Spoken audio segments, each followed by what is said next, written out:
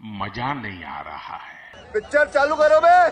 Sound take 7 action. मैंने कहीं पढ़ा आपके बारे में कि आपने लॉ भी कर रखा है, अब राजनीति में भी आए हैं, और इससे पहले जो है दलित भी आप हैं और वो राजनीति में आप उनकी आवाज भी बनकर सामने आए हैं। मतलब मेरा पहला सवाल ये है कि आपके लिए सबसे मुश्किल जो है वो कौन सा किरदार था जो आपने निभाया है, और सबसे मुश्किल क्या था? अभी मजा आएगा ना भिड़ो। सबसे मुश्किल है हार मान जाना। किसी ने कहा है कि हारता वो नहीं जो गिर जाता है, हारता वो है जो गिर के उठता नहीं। तो अगर आप में हिम्मत है तो लड़िए। ये देश कहां था और कितने साल गुलाम रहा मुगलों का, अंग्रेजों का, आर्यंस का, और आज हम लोग आजाद देश में हैं। अगर हमारे देश के लोग हिम्मत नहीं जुटाते, क्रांतिकारी संघर्ष नहीं करते, बलिदान नहीं देते, तो देश आजाद थोड़ा ही होता। ठीक है। तो मैं मानता हूं, मैं तो एक नौजवान हूं और नौजवान होने के नाते मेरे अंदर लड़ने की क्षमता बहुत है। और मैं किसान परिवार से आता हूं, ग्रामीण अंचल से। भारत गांव में बसता है और गांव के लोग प्रेम भी बहुत करते हैं, सम्मान भी बहुत देते हैं और अपने हकों के लिए लड़ते बहुत हैं। ठीक है। क्योंकि वो सबसे पहले जब खेती करते तो मिट्टी से लड़ते हैं, जिसको माँ कहते हैं। तो उनका लड़ने का स्वभाव प्रेम का होता है, झगड़े का नहीं होता। उसी मिट्टी से उसको पूजते भी हैं और उसी से खेती भी करते हैं, अपना घर परिवार भी चलाते हैं और देश का पेट भी पालते हैं। ठीक है। मायावती का फोन आया आपके पास? उठाया फोन उन्होंने आपका? नहीं, वो बड़ी हैं और नाराज हैं आपसे? मैं आपकी तरह उनको मायावती नहीं कहता। मायावती जी? हाँ, ठीक है, ओके। नहीं, तो अब मैंने फोन नहीं उठाया आपका उन्होंने? नहीं, अब मैं उनको फोन नहीं करता हूँ। अब मैं अपने राजनीतिक दल आजाद समाज पार्टी काशीराम के प्रति ज्यादा काम करता हूँ। आपको लगता है कि अगर वो आप मतलब उनके साथ आ जाते तो कुछ बेहतर राजनीति उत्तर प्रदेश में हो सकती थी? नहीं, और अच्छी करेंगे, आप चिंता मत करो। अभी तो जुमे 4 दिन हुए हैं हमें।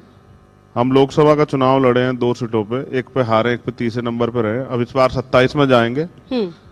27 के बाद आपका मंच होगा इंडिया न्यूज का, आप अपनी बात सवाल पूछेगा, मैं जवाब दूंगा। आजाद समाज पार्टी बड़ी पार्टी होगी उत्तर प्रदेश की, आप देख लीजिएगा। ठीक है। आप नगीना से सांसद हैं। आपको लगता है कि उत्तर प्रदेश की राजनीति अब 2 ध्रुवों में बढ़ चुकी है, सपा और बीजेपी, या फिर तीसरे विकल्प की जमीन बनती हुई आपको नजर आ रही है, मायावती या फिर कांग्रेस? कौन? नहीं, ये सवाल स्पष्ट है। जिस पार्टियों की बात आप कर रहे हैं उनका तो एक अलायंस है वहां, और अगर उन्हीं के भरोसे लोग होते तो चंद्रशेखर कैसे जीत जाता? लोकतंत्र में जनता वोट करती है और जनता अपने मुद्दों पे वोट करती है। लंबे समय से हिंदू मुसलमान और तमाम तरह की राजनीति देश में चल रही है। उससे बाहर निकल के सब लोगों को मिलकर काम करना पड़ेगा, तभी शायद। मैं एक उदाहरण आपको बताता हूं। राम प्रसाद बिस्मिल जी ने, मैंने ये बात पार्लियामेंट में भी कोट की थी, संगठन बनाया था हिंदुस्तान रिपब्लिकन एसोसिएशन। उसके जरिए वो आजादी की लड़ाई लड़ रहे थे, सफल नहीं हो पाए। फिर उन्होंने, शहीद आजम सरदार भगत सिंह ने उसमें सोशल वर्ड एक्ट जोड़ा, हिंदुस्तान सोशल रिपब्लिकन एसोसिएशन बनाया, और फिर वो लड़े। और वो एक ऐसी ऐतिहासिक लड़ाई थी जिसने अंग्रेजों के पैर उखाड़ दिए। तो मैं मानता हूं कि उत्तर प्रदेश में अभी देश के अंदर 65 लाख स्कूल बंद हुए, मंत्री जी ने बताया था। 65 लाख स्कूल नहीं बंद हुए, 65 लाख बच्चों ने पढ़ाई छोड़ी। पहले नंबर पे देश को विकास का रास्ता दिखाने वाला गुजरात है और दूसरे नंबर पे उत्तर प्रदेश है। और हम बाबा साहब अम्बेडकर को मानने वाले लोग हैं, तो उन्होंने कहा शिक्षा श्रेणी का दूध है। तो आप समझो जहां 65 लाख बच्चे स्कूल छोड़ रहे हो, तो नोटिस करके देखिए कि उत्तर प्रदेश का क्या हाल है। आज बेरोजगार इलाहाबाद के बच्चे प्रोटेस्ट कर रहे थे, किस तरह से पुलिस ने बाल पकड़ पकड़ के ठूसे हैं गाड़ियों में। बेटी, आप 69 शिक्षक भर्ती के बच्चे घोटाले पे आंदोलन करते रहे। वहां के होमगार्ड हो, वहां के आंगनबाड़ी बहने हो, आशा बहने हो, ग्राम पंचायत सहायक हो, रोजगार सेवक, सब लोग परेशान है। नौजवान का तो इतना बुरा हाल है, मैं समझता हूँ कहीं भी नहीं होगा। किसान भी सुसाइड कर रहा है। ठीक है। 2 सवाल हैं अब मेरे। एक तो ये कि जिनकी राजनीति आप करते हैं, मतलब कहते हैं कि आप दलितों की आवाज हैं, आप कहीं ना कहीं सेलेक्टिव हैं? तो आप जबरदस्ती करके मुझे दलितों की आवाज बनाना चाहती, मैं आपका नहीं है। आप आवाज, आप आवाज नहीं है? नहीं, आप कह रही है ना। नहीं, मैं नहीं कह रही, ये जो आप मैं तो सभी की आवाज उठाता हूं, जो आपके फॉलोअर्स हैं। मैं, अच्छा, आप मेरे फॉलोअर्स को देखा कीजिए, मगर मैं आपको फिर कह रहा हूँ, मैं किसानों के लिए भी लड़ता हूँ, मैं कमजोर वर्गों में, दलित, जैन, सिख, बौद्ध, ईसाई सबके लिए लड़ता हूँ। और जहां जहां मेरी जरूरत होती है खिलाड़ियों के लिए, सबके लिए लड़ता हूँ। मतलब कोशिश करता हूँ हाँ। कि भाई आप लोग अपने मंच पे बिठा के मुझे जबरदस्ती मेरे माथे पे आइडेंटिटी ना थोपे दलित समाज की, कि मैं दलित समाज की आवाज हूँ। क्योंकि इस देश में जाति है, हर उसकी आवाज है, हर उस व्यक्ति की आवाज है जिसको जरूरत है। अपनी बात कंप्लीट अच्छा, कर लूं मैं। ठीक है, ठीक है। देखिए बात ऐसी है, हाँ। इस देश में जाति है और वो कभी नहीं जाती। हाँ, ये बड़ी अच्छी बात कही आप। बिल्कुल, जाति है कि जाति नहीं। आदमी सब कुछ बदल सकता है लेकिन अपनी जाति नहीं बदल सकता। भारत की व्यवस्था में ऐसा है नहीं।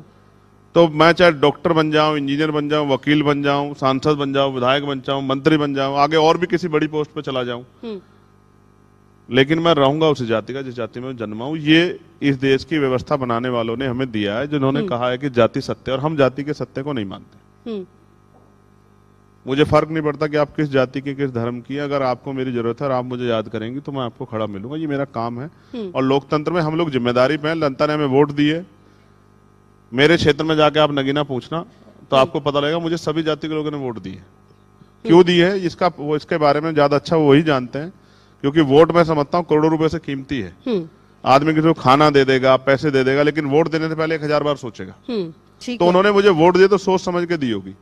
मुझे सब जाति ने वोट दिए। ठीक है, आपने वोट की ही बात की है। मेरा अगला सवाल वोट को लेकर ही है। राहुल गांधी अब पिछले कई समय मतलब मुझे लगता है जब से लोकसभा चुनाव हुए हैं उससे पहले से वोट चोरी उनके लिए सबसे बड़ा मुद्दा रहा है। आप मानते हैं ऐसा कि वोट चोरी हो रही है और उसके लिए SIR जरूरी है?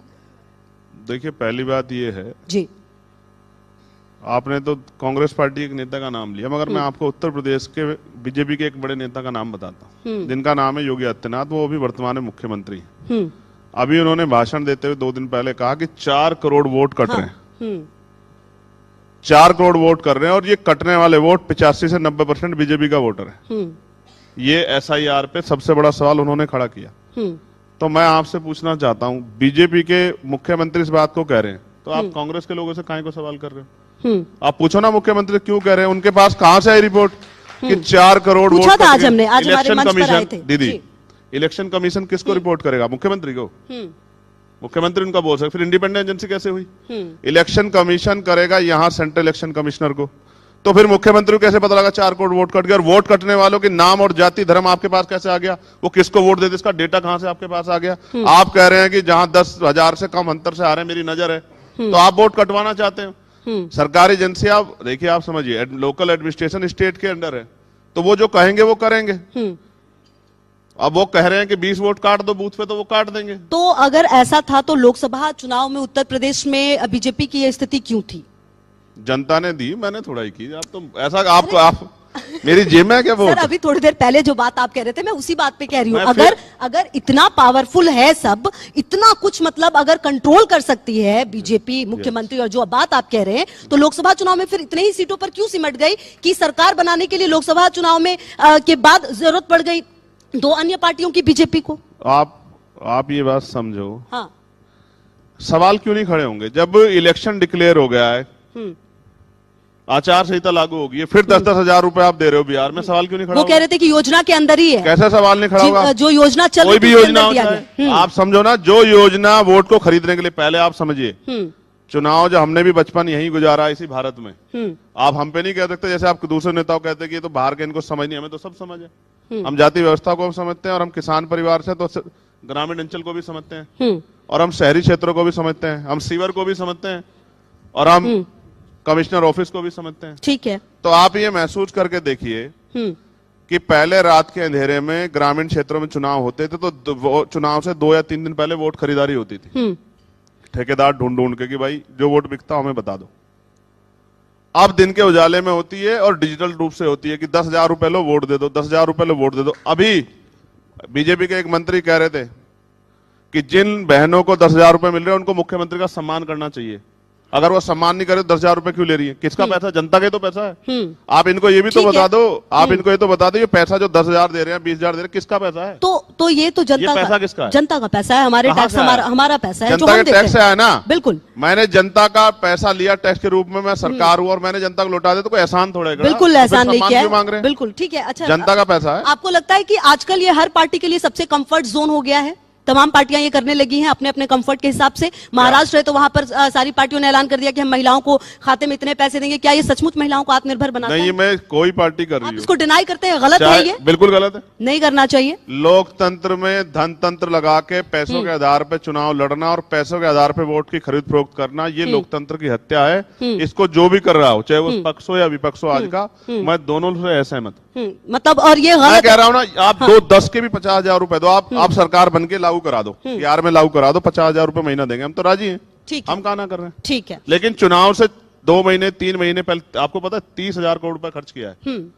700 रुपए 300 रुपए वाली पेंशन 1100 रुपए कर दी, 10-10 हजार रुपए दिए, और भी जो कर सकता था वो किए। तो मैं आप समझा कहाँ इलेक्शन कमीशन? 1100 करोड़ रुपए प्रचार में खर्च हो रहे, कहाँ इलेक्शन कमीशन? दिखता नहीं, आंखें नहीं उस पे। तो सवाल तो खड़े होंगे ही। मतलब लेकिन सवाल तो ये भी हो जाता है कि इलेक्शन कमीशन पर सवाल सिर्फ अपने अपने कंफर्ट के हिसाब से तमाम पार्टियां उठाती हैं, दिक्कत तभी भी हो जाती है। नहीं, हमने सुझाव भी दिए हैं, हमने सुझाव भी दिए हैं। हम इलेक्शन कमीशन दफ्तर जाते हैं, वहां कोई ढूंढा नहीं मिलता है, वो कहते हैं एप्लीकेशन कराओ, हम जवाब दे देंगे। अगर इमरजेंसी हो किसके पास जाएं? बात तो सही है। सरकारी संस्था है ना, जनता के तो अंडर में है ना, जनता के हित में है ना, तनख्वाह जनता के पैसे से मिलती है, तो जनता के लिए अवेलेबल रहना पड़ेगा ना। ठीक है, संसद का शीतकालीन सत्र चल रहा है। मुझे याद है कि मानसून सत्र पूरा हंगामे की भेंट चढ़ गया। 2 दिन से शायद ऑपरेशन सिंदूर पर चर्चा हुई, अभी वापस वही हो रहा है। क्या जो लोग हैं उनके पैसे जाते हैं, करोड़ों करोड़ों रुपए संसद सत्र पे खर्च होते हैं, ये तमाम सांसदों की जिम्मेदारी नहीं है कि संसद चलने दे, वहां पर बहस हो अच्छे से तमाम बिल पर? दीदी चल रहा है संसद में, हंगामा हो रहा है सर, हंगामा होता है संसद, इसीलिए हंगामा ही हो रहा है। आप सांसद हो? मैं सर, हम न्यूज देखते हैं, हम न्यूज कार्यवाही जब ठप होती है तो हम मैं बताते सिटिंग हैं। मेंबर बैठा हूं आपके सामने, मैं हाउस से आया हूं, मुझे जाके आप बोलना ये कह रहे है हैं सर कि संसद चल रहा है। आप अपने साथ कलीग से पूछ लो, मैं हाउस छोड़ के आया हूं, हाउस चल रहा है, और अभी जाके मुझे हाउस में बोलना है, कैसी बात कर रही हैं आप? मैं ये अब आप सुनिए, सरकार तानाशाही करेगी तो विरोध होगा, ये लोकतांत्रिक अधिकार है, संवैधानिक है, इसको कैसे रोक दो? ठीक है, तो मतलब अच्छा, ये पहली बार हो रहा है? लेकिन अगर सरकार पिछले सत्र पूरा का पूरा सत्र हंगामे की भेंट, मैं तो सर पूछ रही हूँ कि ये गलत है या सही है? जवाब हाँ। दूं? अगर यही जो चर्चा 2 दिन अब कराई है, यही चर्चा पिछले सत्र में कराते तो हंगामे की भेंट कहां चढ़ता? हम ये जानते हैं, सत्ता और विपक्ष के लोग अपने यहाँ कंफर्ट से बात कर लेते हैं, कभी ये नहीं चलाना चाहते, कभी ये ना चलाना चाहते, नुकसान एट द लास्ट जनता का होता है। और उस सत्र में भी जब ये भेंट चढ़ रहा था, तब भी हम कह रहे थे कि सत्र तो चलने दो, लेकिन हम ये भी जानते हैं सत्र चलाना सरकार का काम है। सरकार चाहेगी तो सत्र चलेगा, कितना हंगामा कर लो आप, चाहे जो बिल पास हो कराने होते हैं सरकार को, तो सरकार करा ही लेती, कितना भी हंगामा कर लो, चाहे आप सर पे उठा लो संसद। मजा आया, और मैं ये जो मजा है हिंदुस्तान के हर व्यक्ति को देना चाहता हूं।